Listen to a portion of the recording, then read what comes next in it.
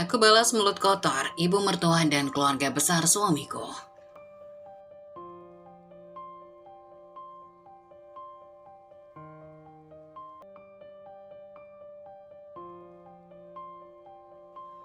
Mas, kira-kira kapan Mas bisa pulang? Soalnya uang buat kebutuhan rumah sudah habis, Mas. Tanyaku dengan suara pelan mencoba menahan rasa cemas. Iya dek, Mas ini kebetulan lagi lembur terus. Mudah-mudahan minggu depan Mas bisa pulang. Jawab Mas Yusuf, nadanya terasa berat, seolah beban di pundaknya tak pernah surut. Aku menghela nafas panjang. Ya udah Mas, soalnya jujur, Ade udah bingung mau pinjam uang ke siapa lagi. Iya dek, Mas janji segera pulang, katanya pelan. Ya sudah Mas, hati-hati ya kerjanya, kataku sambil menutup telepon. Hari itu aku terduduk di sudut dapur, memandang sisa-sisa beras yang tinggal segenggam. Perutku terasa kosong, tapi aku lebih khawatir dengan anak-anakku yang akan segera terbangun dan meminta makan. Uang belanja sudah habis sejak 3 hari lalu, dan hutang di warung sudah menumpuk. Aku tak tahu harus bagaimana lagi. Di rumah, aku bukan hanya ibu, tapi juga ayah ketika Mas Yusuf suamiku bekerja jauh di luar kota sebagai kuli bangunan. Aku memang tak pernah suka menambah beban Mas Yusuf dengan keluhanku. Dia sudah berjuang keras di sana, tapi kenyataan di rumah tak bisa aku tutupi. Setiap hari adalah perjuangan, anak-anak yang butuh makan, biaya sekolah, dan kebutuhan rumah tangga terus menumpuk. Sementara penghasilan Mas Yusuf yang tak menentu membuat kami seringkali kekurangan. Sejenak aku teringat masa-masa awal pernikahan kami. Kala itu hidup memang tak mudah, tapi cinta di antara kami begitu kuat. Oh iya, namaku Lia, seorang gadis desa yang menikah dengan Mas Yusuf atas dasar cinta yang tulus. Kami yakin dengan saling mendukung, kami bisa menghadapi segala kesulitan. Namun seiring berjalannya waktu, hidup tak pernah memberikan kemudahan seperti yang kami harapkan. Mas Yusuf yang awalnya bekerja sebagai buruh serabutan, akhirnya mendapat pekerjaan sebagai kuli bangunan. Penghasilannya yang sedikit memaksanya merantau keluar kota, dan aku yang harus mengurus rumah dan anak-anak. Jarak antara mereka sangat berdekatan. 5 diantaranya lahir dalam waktu yang berdekatan, sementara si bungsu lahir sebagai sepasang kembar. Anak pertama kami, Nasya, sudah berusia 15 tahun dan sekarang bersekolah di kelas 1 SMA. Ia adalah tulang punggungku di rumah ketika aku harus bekerja sebagai buruh cuci di rumah-rumah tetangga. Aku tahu, aku tak bisa terus-terusan bergantung pada Mas Yusuf dengan penghasilan yang sangat sedikit.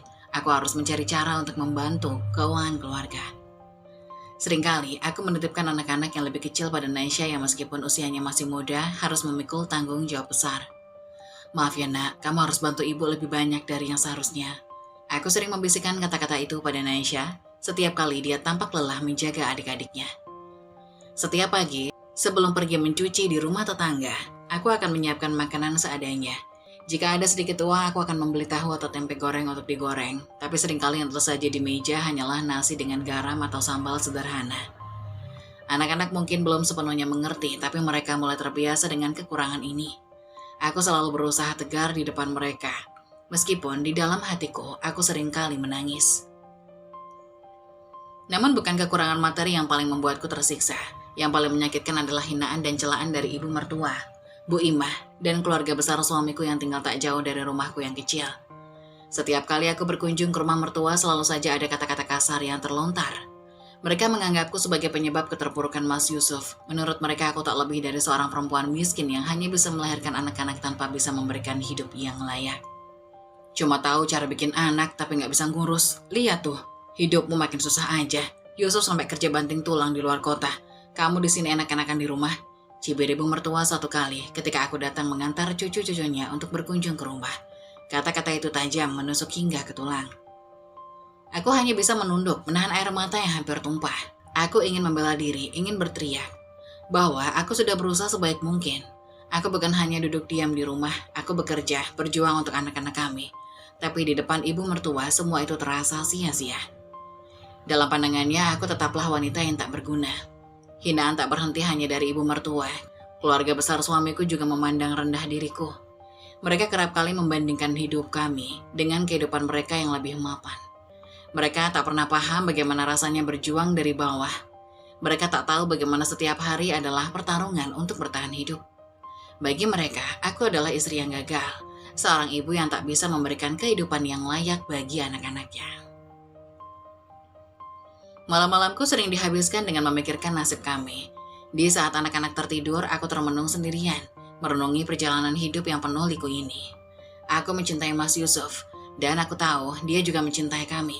Tapi kadang-kadang aku bertanya pada diriku sendiri, sampai kapan aku bisa bertahan? Di tengah tekanan dari keluarga dan kebutuhan yang terus meningkat, aku merasa semakin terpuruk. Namun aku tahu di balik semua kesulitan ini ada harapan. Aku hanya perlu bertahan sedikit lebih lama, karena di balik setiap derita pasti ada kebahagiaan yang menunggu di ujung jalan. Aku hanya berharap cinta yang kami miliki bisa menjadi kekuatan untuk menghadapi segala tantangan hidup ini. Kala itu, adzan subuh berkumandang ketika aku sudah terbangun, tubuhku terasa lelah. Tapi aku tahu, tak ada waktunya untuk beristirahat. Segera aku ambil air wudhu dan melaksanakan kewajibanku untuk sholat. Kulihat anak-anak yang masih tertidur terdengar begitu tenang dari kamar sebelah. Dalam keheningan pagi, aku mulai rutinitasku seperti biasa. Memasak nasi dari sisa beras yang tinggal sedikit, membersihkan rumah yang selalu dipenuhi hiruk-pikuk 6 anak kecil, dan merawat mereka dengan penuh cinta. Di sela aktivitasku, aku memandangi Naisha, anak sulungku yang masih terlelap di sisi adik-adiknya. Tubuhnya yang kecil tak sebanding dengan beban yang harus dia tanggung. Di usia yang baru 15 tahun, setiap hari dia membantu menjaga 5 adiknya yang masih kecil-kecil. Dan itu bukanlah tugas yang mudah, namun aku tahu Naisha tak pernah mengeluh. Dia menyayangi adik-adiknya dengan tulus, dan itu memberikan sedikit rasa lega di hatiku. Sejenak, aku duduk di sampingnya, mengelus rambutnya yang mulai tumbuh panjang. Aku tersenyum, meski air mata perlahan menggenang di sudut mataku. Sebagai seorang ibu, aku tahu betapa pentingnya pengorbananku untuk mereka. Setiap keringat yang keluar dari tubuhku adalah bukti cinta yang tak bisa diukur dengan apapun. Anak-anak ini adalah cahayaku, semangatku, aku harus kuat untuk mereka. Seolah ingin meyakinkan diriku sendiri. Mereka adalah alasan aku masih mampu bertahan, meski hidupku begitu keras. Terkadang rasa putus asa datang menyergapku tanpa ampun. Tapi melihat wajah polos mereka yang tertidur, semua rasa lelah dan beban terasa sirna. Ada kekuatan besar yang muncul dari dalam diriku. Kekuatan yang membuatku mampu melangkah lagi dan lagi. Meski tak jarang aku juga merasa kelelahan, baik secara fisik maupun mental. Namun, aku tak pernah bisa menyerah. Setiap kali aku merasa tak sanggup, aku teringat pada mereka. Nasya yang meski masih muda, sudah begitu pengertian. Kemudian ada Rafka dan Rafiq, anak kembar yang penuh semangat tapi juga seringkali membuat rumah jadi berantakan. Mereka semua adalah alasanku untuk tetap berjuang. Kebahagiaan mereka adalah setiap kali ayahnya pulang. Meski membawa sedikit uang, kebersamaan dengan ayahnya membuat mereka bahagia. Meski uang yang suamiku dapatkan langsung habis hanya untuk kebutuhan dasar kami. Tak jarang aku harus memutar otak bagaimana caranya agar uang yang sedikit itu bisa mencukupi semua kebutuhan anak-anak. Kadang aku terpaksa harus menahan lapar agar bisa memberikan makanan yang lebih banyak untuk anak-anak. Aku tahu suamiku sudah berusaha sebaik mungkin. Dia juga sama sepertiku, berjuang untuk keluarga kecil kami. Setiap kali pulang, meskipun wajahnya terlihat lelah, aku bisa merasakan cintanya yang tulus untuk anak kami. Ketika dia menggenggam tanganku dengan erat dan berkata, "Maaf deh, uangnya hanya segini. Tapi mas janji, nanti mas akan cari tambahan biar kita nggak kekurangan lagi." Aku tahu betapa besar pengorbanannya. Seringkali aku berpikir, apa yang membuat kami begitu bertahan dengan segala kesulitan ini? Mungkin karena cinta. Cinta yang kami jalin sejak awal pernikahan yang kini berkembang menjadi kekuatan untuk terus melangkah meski badai menghadang. Kami tak punya banyak harta, tapi kami punya cinta yang besar untuk satu sama lain. Namun di balik semua itu, hinaan dari ibu mertua dan keluarga besarnya selalu ada setiap hari. Meski aku selalu diam, itu bukan berarti aku tak merasa sedih atau marah. Setiap kali melihat hinaan dari ibu mertua dan keluarga besar Mas Yusuf, aku selalu menunduk, menahan sakit di hatiku. Mereka tak pernah menghargai perjuangan kami. Bagi mereka, aku hanyalah perempuan yang hanya bisa melahirkan anak, tanpa mampu memberikan kehidupan yang layak. Kamu itu cuma tahu cara bikin anak, tapi gak bisa ngurus. Lihat, hidup kalian makin susah aja, kata ibu mertua suatu hari, dengan nada tajam yang masih terngiang di telingaku. Mereka tak pernah tahu betapa kerasnya aku bekerja. Betapa aku berjuang siang dan malam demi memberikan yang terbaik untuk anak-anak kami. Hinaan itu menjadi cambuk yang menyakitkan, tapi aku tak punya pilihan selain menahannya. Bagaimanapun aku tak bisa membalas mereka, karena aku tak ingin menambah beban Mas Yusuf. Mas Yusuf selalu memintaku bersabar. "Dek, jangan dipikirin omongan orang, kita ini sedang berjuang. Dan yang penting kita lakukan yang terbaik buat anak-anak. Gak ada yang bisa mengerti perjuangan kita, kecuali kita sendiri." Aku tahu dia benar. Di balik segala kesulitan ini, aku tak pernah berhenti mencintai anak-anakku. Setiap hari mereka tertawa, bermain di depan rumah dengan riang. Aku merasakan semua pengorbanan ini sepadan, meskipun aku lelah dan kadang ingin menyerah. Cinta mereka memberiku kekuatan untuk terus bertahan. Setiap malam, setelah semua pekerjaan rumah selesai dan anak-anak tertidur lelap, aku selalu menyempatkan diri untuk bersujud kepada Sang Pencipta. Di saat itulah keheningan malam menjadi satu-satunya teman yang setia mendengarkan keluh kesahku. Dalam kesunyian yang pekat, aku merendahkan diri di hadapannya, menangis dalam doa yang lirih namun penuh harapan. Sujudku tak pernah hanya soal permintaan, tapi lebih dari itu, aku memohon kekuatan, agar aku mampu melewati hari-hari yang berat, agar aku tetap kuat untuk anak-anakku, dan agar suamiku Mas Yusuf diberikan kesehatan dan rezeki yang berlimpah. Ya Allah, hamba tahu ini adalah ujian darimu, tapi Engkau Maha Pengasih, Maha Penyayang, berikanlah hamba kekuatan. Jangan biarkan hamba menyerah untuk anak-anak hamba. Bantulah suami hamba di tempat yang jauh, agar ia bisa pulang dengan membawa sedikit kebahagiaan untuk kami. Gumamku di setiap akhir sujud panjangku. Aku menangis bukan karena ingin menyerah, tetapi karena rasa lelah yang menumpuk begitu berat di pundak ini. Meski begitu, dalam doa itu selalu ada ketenangan yang menyusup ke dalam hati. Ada keyakinan bahwa Tuhan tak akan pernah membiarkan hambanya terpuruk selamanya. Setiap kali aku bangun dari sujud, hatiku terasa lebih ringan, seolah beban yang kupikul sedikit demi sedikit terangkat.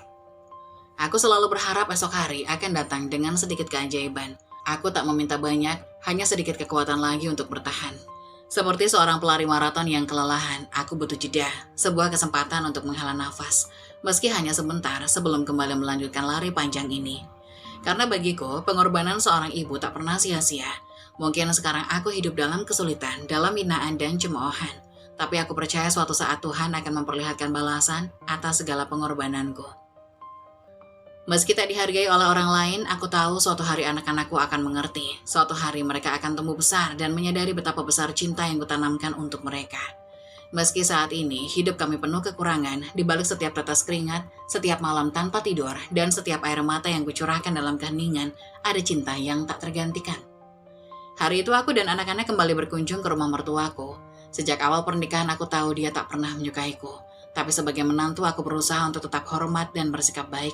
Namun semakin sering kami bertemu, semakin pedas pula hinaannya. Sore itu aku membawa ke 6 anakku, termasuk si kembar yang masih kecil.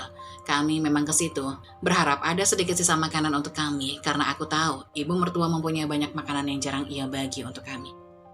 Saat masuk ke dalam rumah ibu mertua, suasana sudah terasa dingin. Mata ibu mertua langsung menatap tajam ke arah anak-anakku yang berlarian masuk. Aku bisa melihat rasa tidak suka terpancar jelas dari wajahnya. Dalam hati aku hanya bisa berharap bahwa hari ini aku bisa menghindari konflik dan pulang dengan tenang. Namun harapanku pupus ketika ibu mertua mulai membuka mulut. "Lia, tiap hari aku makin malas lihat anak-anakmu," katanya dengan suara tajam. Suaranya menggema di ruang tamu yang dipenuhi anggota keluarga lain yang juga hadir. "Sudah jelek, kurus, dekil. Entah kenapa Yusuf bisa punya anak-anak seperti itu. Kasihan sekali. Kalau dikasih makanan sisa pun pasti kalian mau kan?" Kata-katanya menusuk hatiku seperti pisau. Jantungku berdetak kencang, tanganku gemetar dan amarah yang sudah lama kupendam mulai membuncah. Anak-anak yang tak pernah tahu kesulitan hidup, anak-anak yang tak pernah minta dilahirkan dalam keadaan susah seperti ini. Aku menguatkan diri untuk tidak menangis. Untuk pertama kalinya aku tak bisa membiarkan hinaan ini lewat begitu saja. "Bu, maaf, tapi anak-anak saya tidak pantas dihina seperti ini," kataku dengan nada tegas. Suaraku sedikit bergetar menahan emosi. "Saya tahu kami hidup susah, tapi saya sudah berusaha sebaik mungkin untuk mereka. Mereka makan dari hasil kerja keras saya dan suami, bukan dari sisa makanan." Ruangan seketika hening, semua mata tertuju pada kami. Ibu mertua tampak terkejut mendengar jawabanku yang tak biasanya. Namun bukannya mereda, amarahnya malah semakin meledak. "Kamu berani bicara begitu pada kuliah? Kamu lupa siapa yang membesarkan suamimu. Kamu pikir dengan melahirkan banyak anak, kamu jadi istri yang hebat.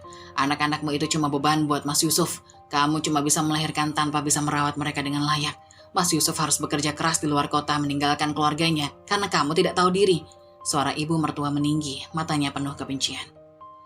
Aku tak tahan lagi. Selama bertahun-tahun aku menahan semua cemoohan ini. Tapi kali ini aku tak bisa diam.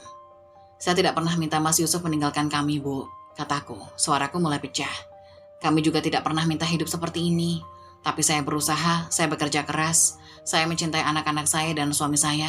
Saya tahu Mas Yusuf bekerja keras di luar sana untuk kami. Dan saya bersyukur atas apa yang bisa kami miliki meskipun sedikit. Tapi saya tidak bisa menerima ketika anak-anak saya dihina seperti ini."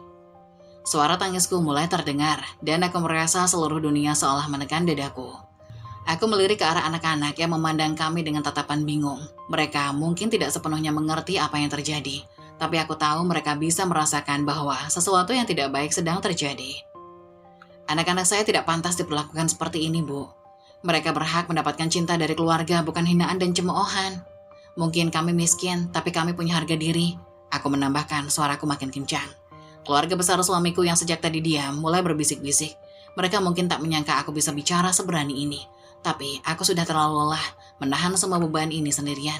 Suara tangisku mulai terdengar, dan aku merasa seluruh dunia seolah menekan dadaku. Aku melirik ke arah anak-anak yang memandang kami dengan tatapan bingung. Mereka mungkin tidak sepenuhnya mengerti apa yang terjadi, tapi aku tahu mereka bisa merasakan bahwa sesuatu yang tidak baik sedang terjadi. Ibu mertua berdiri dengan wajah merah padam. "Kamu memang menantu yang gak tahu diri, Lia. Kamu tidak pantas masuk keluarga ini," teriaknya sebelum berjalan meninggalkanku begitu saja. Aku berdiri terpaku, tanganku gemetar dan air mata mengalir tanpa bisa kutahan. Aku merasa seperti orang asing di rumah ini, rumah suamiku, rumah yang seharusnya menjadi tempatku juga. Tapi kenyataannya, aku selalu diperlakukan seperti orang luar. Setelah pertengkaran itu, aku mengajak anak-anakku segera pulang. Dalam perjalanan pulang, pikiranku dipenuhi dengan campuran rasa marah, sedih, dan kecewa. Hatiku hancur melihat anakku dipandang sebelah mata oleh keluarga suamiku. Padahal mereka tak pernah meminta hidup dalam kesusahan seperti ini. Di rumah, saat aku mendudukkan diri di lantai ruang tamu yang kosong, aku menangis sendirian. Tangisan yang tak bisa aku tahan lagi. Setelah bertahun-tahun memendam segala rasa sakit, Mas Yusuf suamiku jauh di kota lain, bekerja keras tanpa mengetahui betapa sulitnya aku bertahan sendirian di sini, menghadapi penghinaan dan ketidakadilan di keluarganya. Ya Allah, apakah aku salah telah memperjuangkan mereka? Tanyaku dalam isak tangis. Tapi di tengah keputusasaan itu, aku melihat anak-anakku yang bermain di luar, tertawa tanpa beban, seolah dunia mereka penuh kebahagiaan. Meski aku dihina, aku tak pernah berhenti mencintai mereka.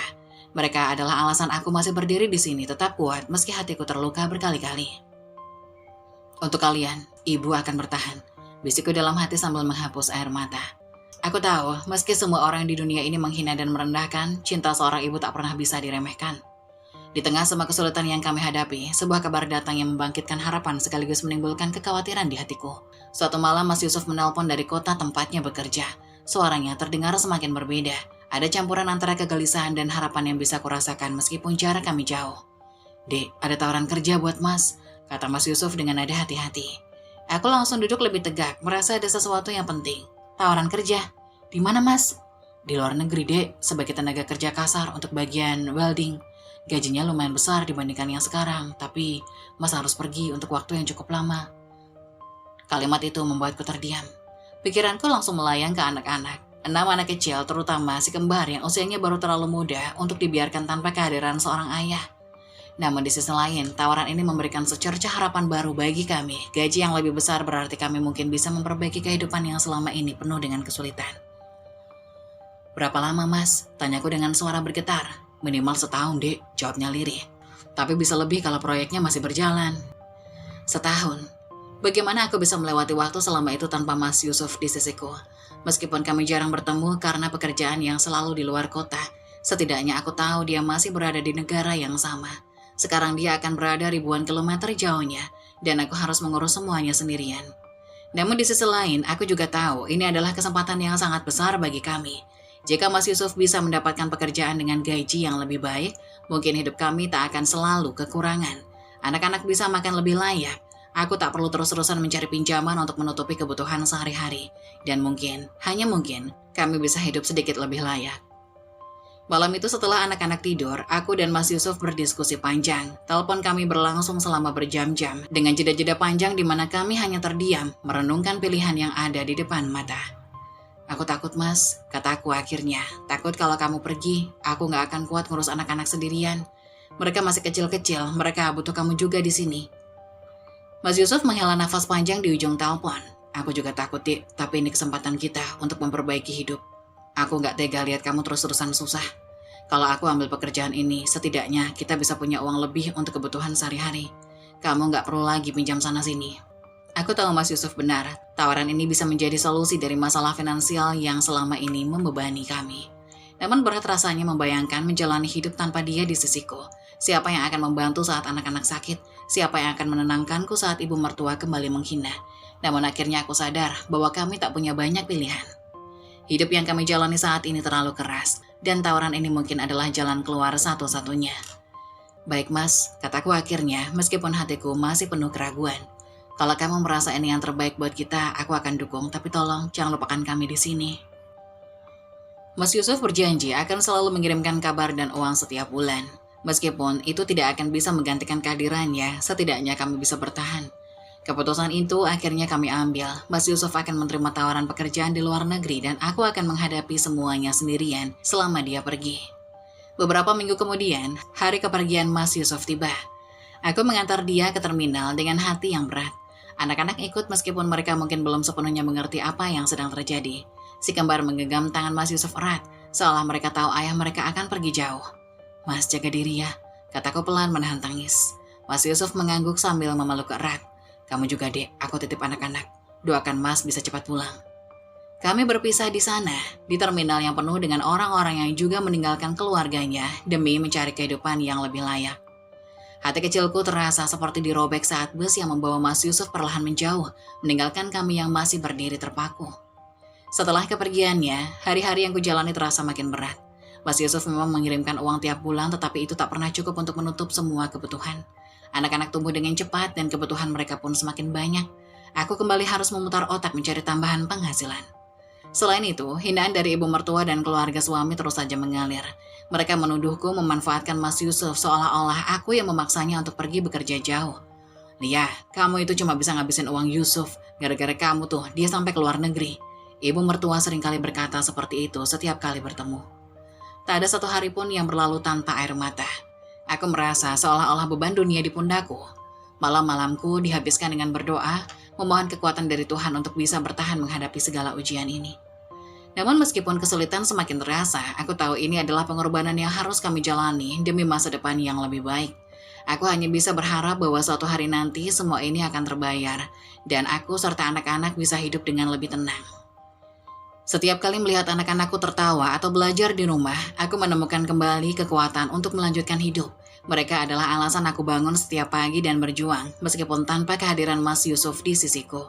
Dan meskipun perjalanan ini berat, aku percaya bahwa kami akan bisa melewati semuanya. Setelah setahun penuh perjuangan yang terasa begitu panjang dan berat, akhirnya secercah harapan mulai tampak. Di tengah segala kelelahan dan pengorbanan, akhirnya Allah memberikan kami titik cerah yang tak pernah kusangka-sangka akan datang secepat ini. Mas Yusuf pulang kembali ke rumah. Sore itu pintu rumah terbuka dan aku melihat sosok suamiku berdiri di sana dengan senyum yang tak pernah kulihat sebelumnya. Senyum penuh kebanggaan dan kelegaan. Mas Yusuf kembali dengan membawa hasil dari kerja kerasnya dari luar negeri. Dia berhasil mengumpulkan uang yang cukup banyak, lebih dari yang kami bayangkan. Dengan hati-hati dia mengeluarkan segepok uang yang ditabung selama setahun terakhir. Hasil dari kerja keras dan pengorbanannya selama jauh dari kami. Ini buat kita, Dik. Aku mau kita mulai hidup baru, katanya dengan suara yang bergetar. Tak kuasa menahan emosi. Kami duduk bersamaan malam itu, berdiskusi panjang tentang masa depan yang kini terasa lebih jelas. Mas Yusuf memutuskan untuk tidak lagi bekerja jauh dari rumah. Dengan uang yang dia bawa, dia ingin membuka usaha yang sesuai dengan kemampuannya. Mas Yusuf memang sejak dulu pandai dalam hal pertukangan, dan dia memutuskan untuk membuka usaha mebel. Meskipun itu keputusan besar, aku mendukungnya sepenuh hati. Kami berdua tahu ini adalah kesempatan kami untuk merubah nasib. Bersama-sama kami mulai merancang usaha kecil itu dari rumah. Mas Yusuf membuat berbagai macam furniture mulai dari kursi, meja, hingga lemari. Semuanya dikerjakan dengan penuh kerja keras. Dalam waktu 6 bulan, usaha mebel Mas Yusuf berkembang pesat. Pesanan mulai berdatangan tidak hanya dari tetangga sekitar, tetapi juga dari luar kota. Nama Mas Yusuf mulai dikenal karena kualitas karyanya yang apik dan harga yang terjangkau. Kami bahkan harus mempekerjakan beberapa orang untuk membantu memenuhi permintaan yang semakin meningkat. Siapa yang menyangka, usaha kecil itu bisa membawa begitu banyak perubahan dalam hidup kami. Sementara itu, ada kabar lain yang membuat hatiku semakin lega. Nasya, putri sulung kami yang baru saja lulus SMA, mendapatkan beasiswa kuliah di luar negeri. Ini semua berkat kecerdasan dan ketekunannya. Selama bertahun-tahun, Nasya sering mengikuti olimpiade dan lomba akademik mewakili sekolahnya, dan berkali-kali membawa pulang gelar juara. Jerih payahnya akhirnya terbayar, beasiswa itu mencakup semua biaya kuliah, bahkan memberikan uang pendidikan tambahan serta hadiah untuk kebutuhan rumah tangga kami. Betapa bangganya aku melihat Nasya yang dulu lahir di tengah segala keterbatasan kini berhasil menggapai mimpi-mimpinya. Hidup kami perlahan membaik, rumah kecil kami yang dulu sering kekurangan kini dipenuhi dengan tawa dan kebahagiaan. Anak-anak bisa makan dengan layak dan tidak ada lagi rasa khawatir tentang bagaimana kami akan memenuhi kebutuhan esok hari. Masa-masa kelam penuh dengan air mata kini mulai terasa seperti kenangan yang jauh, dan aku bisa merasakan beban yang selama ini menghimpit dadaku perlahan-lahan menghilang. Yang paling mengejutkan adalah perubahan sikap dari mertua dan keluarga besar Mas Yusuf. Mereka yang dulu selalu memandang rendah dan menghina kami, kini datang meminta maaf. Ibu mertua yang selalu merendahkanku dan anak-anak akhirnya menyadari bahwa kami bukanlah beban seperti yang dulu ia pikirkan.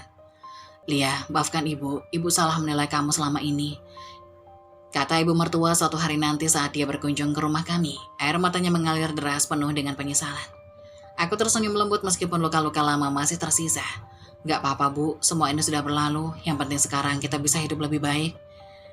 Ibu mertua pun memeluk erat, sesuatu yang dulu tak pernah ia lakukan. Keluarga besar Mas Yusuf pun mengikuti jejaknya, meminta maaf dan mengakui bahwa mereka salah telah meremehkan kami selama ini. Mereka melihat bagaimana kami berjuang, bagaimana Mas Yusuf pulang dengan keberhasilan, dan bagaimana anak-anak kami tumbuh menjadi generasi yang lebih baik. Aku tidak pernah menyimpan dendam, karena di balik segala hinaan dan rintangan yang pernah kami hadapi, aku tahu itu adalah bagian dari perjalanan hidup yang harus kami lewati. Tanpa kesulitan itu, mungkin kami tak akan pernah bisa merasakan manisnya kemenangan ini. Kini hidup kami telah berubah.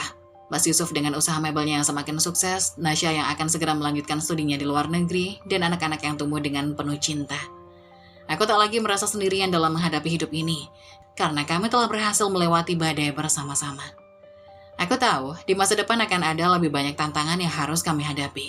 Tapi aku juga tahu, selama kami bersama tidak ada yang bisa kami lewati. Hidup kami mungkin dimulai dari titik terendah, tetapi kami berhasil bangkit. Ini bukan hanya tentang keberhasilan ekonomi atau materi, tapi tentang kekuatan cinta dan keteguhan hati dalam menghadapi hidup. Dan itu adalah hal yang tak ternilai.